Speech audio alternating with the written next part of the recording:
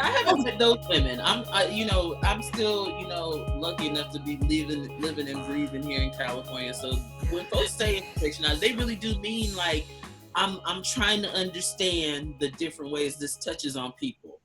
It's just getting to that understanding. It's like taking that understanding road. That is the problem. Like, and and sometimes I'm a benevolent teacher. I will help you sometimes get there if I'm in the mood and the way you asked me. Just a side note, I think the most beautiful thing to come out of wherever we are in this movement, which has been lovely, is the fact that Black people are now telling white folks racism is your problem. And it's no longer my responsibility to educate you with all these books and accounts and things like that. And I love it. Like, and so it's my choice if I choose to engage you like that, which if I care and I love you, I will. But it's not a requirement. You have to earn that love. You have to earn that love. And it's so many, and it's so many books and it is so many community colleges out here with fantastic teachers that you can sit in their classroom and you can learn everything you need to know in your spare time, but you are not going to waste my time. I had this argument with somebody on Facebook. She was like, if you want people to do something for you, first of all, it's of no, I've been living with white supremacy my whole life. It's starting to affect y'all. Y'all broke as fuck at Trump rallies, hollering about nothing. He got y'all in a Superdome during a fucking pandemic. This started, white supremacy is now driving you crazy. Mm-hmm. I've been living through it. So, it's on you. You ain't doing it for me. You're doing it for your own generations. You're doing it for white mothers that were at the mothers march for Black sons wearing shirts talking about my Black son. That's who you're doing it for. Mm-hmm. Because pretty soon the world is intercultural. I realized that, I've been with him for 8 years. Full disclosure, Justin is white. And he was like, he looks, he's watching this and, he's talking to his brother. He's like, oh, I'm in this now. Because nothing about Wallace looks white. nothing about him is ever going to pass. And so that's who you're doing it for. We, Black people, our only responsibility, or anybody of color, anybody not white, their only responsibility is surviving racism. It is not eradicating it. It's not my job. Yeah. I can't believe people even, and this girl was she was so like, how could you say that? Because I don't have the economic, I don't have the institutional, none of the power comes from me. I can't be a racist. I can be prejudiced. I cannot like you, but I can't, what? I am a manager. And when I hire somebody, it goes through nothing but white people's approval. That's it. It goes through so many layers of white people's approval when I have to hire somebody. When they are Black or white, and it can be tricky. It can be tricky. But when but there, you'll never go work anywhere where your hiring will go through that many levels of Black folks and people. A white person will never have that experience. Mm-hmm. And so, it's just, those are the things that folks just don't even get. She's telling me, oh, well, if you want me, I've been out here trying to get around y'all. I've been called a nigga several times. It ain't, it's never nothing. This is not a new situation. So, I don't even know where I was going, but anyways, fuck it, that's where we are. You guys like my Pyrex? Look, I haven't done dishes in a week, so. Around here. Don't worry, this is decaf. This is normally if you like pull up to there, but yeah. Marvin, what about you? Because I know, first of all, congratulations on coming out as bi. I know it's not easy. Congrats. Yes, congrats. Especially as a Black man, congratulations. I don't think that it's widely known that men are generally chosen to pick a side, unlike women, and their bisexuality is invisible. But bisexual women's bisexuality is like exploited, and it's creepy how people approach it. But yeah, to be told that you got to be either straight or gay, and there's nothing in between. That's something that you're disrupting right now, and that's an act of feminism as well. I mean, what did you want to add anything to everything that Jessica just said? I mean, I just wanted to touch a little bit on the role of Black men. And, I put this post a little bit earlier on my individual Instagram, but just today on the Melanated Social Work one. And it was Black men are the white men of the Black community.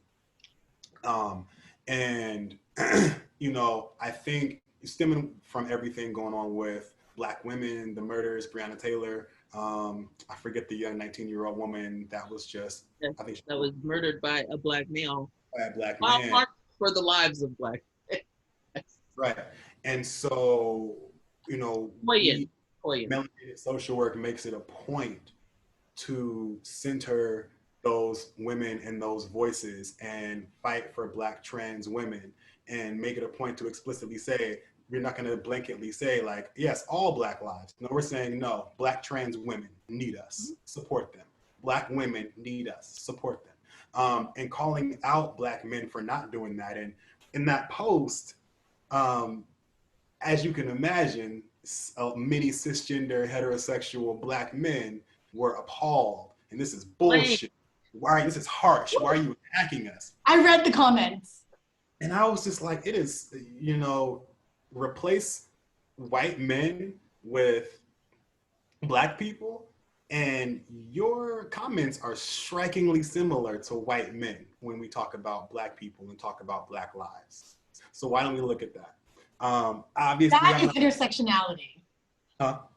That's intersectionality. Obviously, I'm not talking about all Black men, but I know that my community sometimes is fucking trash. Mine too. Fuck them. Yes. And so when we're not showing up for Black women, when Black women have been the ones showing up for us throughout fucking history, all of these major movements, Black women have been the foundation. The Black men have been the faces, but behind the scenes, Black women were making shit happen. And so for us to turn our backs on the only fucking women that have cared about us and that have loved us is disrespectful. It's disrespectful. And so it's up to me, the same way that we tell white people to educate other white people. I'm a Black man and I am educating other Black men because that is my job. Because I'm in a place of privilege, and it's a weird space. And I think that's part of it too for Black men. It's a weird space because we're oppressed, but at the same time we have privilege. But within the Black community, cisgender heterosexual Black men are at the tippity top. So Black men are able and continue to other themselves from queer men, from trans folks in the trans community. Because it's like, but we talking about these Black lives, not those Black lives. And you're not fucking talking about all Black lives. Right? So we need to get over whatever the fuck homophobia or, transphobia and all of these phobias and really embrace our Black community because we are the ones that are dying. And when did we forget that queer Black folks were, like, they didn't just come yesterday. Like, fuck, like, I don't, like, Catch I it. think about even church, like, your choir direct, like, these people are pillars in your community and you pretend like they don't exist. And it's really just sad. Like, I mean, it just is a pathetic, and we should be more moved along than this.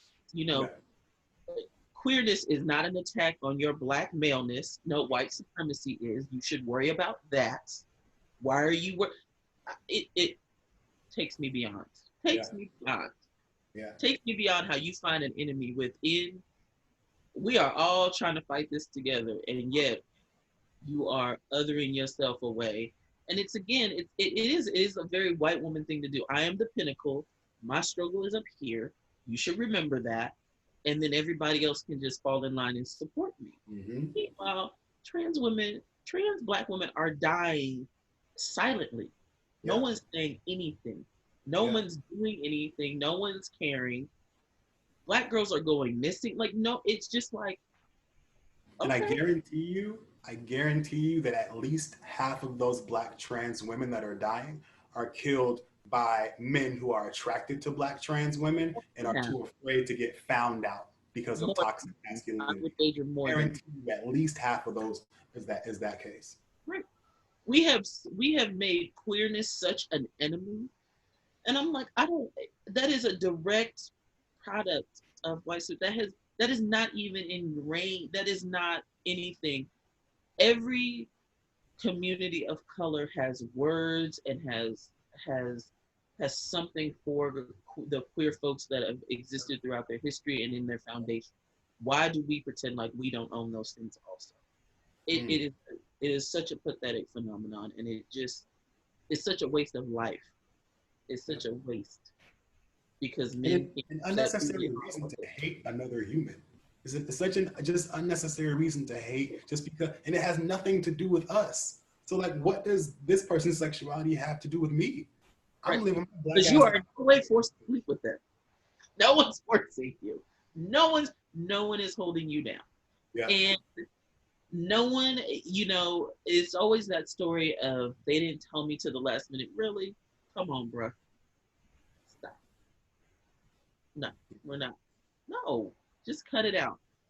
It just is. We've made attraction. I mean, we've almost made attraction to queer attraction as taboo as Trump has made masks. It's ridiculous, Yeah. and both result in people dying.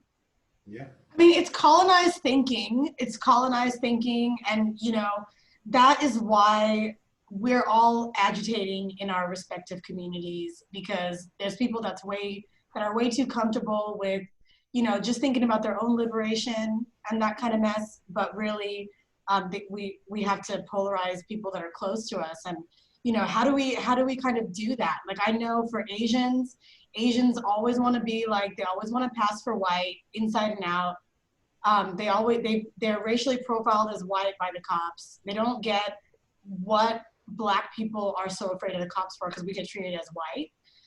There are police codes that actually recognize Asians as equivalent to whiteness as far as jailing and policing purposes go. And for that reason, it's so important for us to agitate the people that are close to us, but they're the last people that expect it or know how to kind of deal with it. So how do you do that in your own communities? Because I'm very militant about it, because with Asian people, we have a lot more privilege to be able to play with that. And I don't have time for this Priyanka Chopra fucking, Lily Singh type of bullshit. I need the Jamil and, people that fully align themselves with Black people and Black struggles, and know that as Asians being put in the middle of Black and white, we can actually be used by either side. So let's get used by the Black side, because we don't know what the real conditions are of our proximity to whiteness. It can be taken away as well. So It's very fleeting.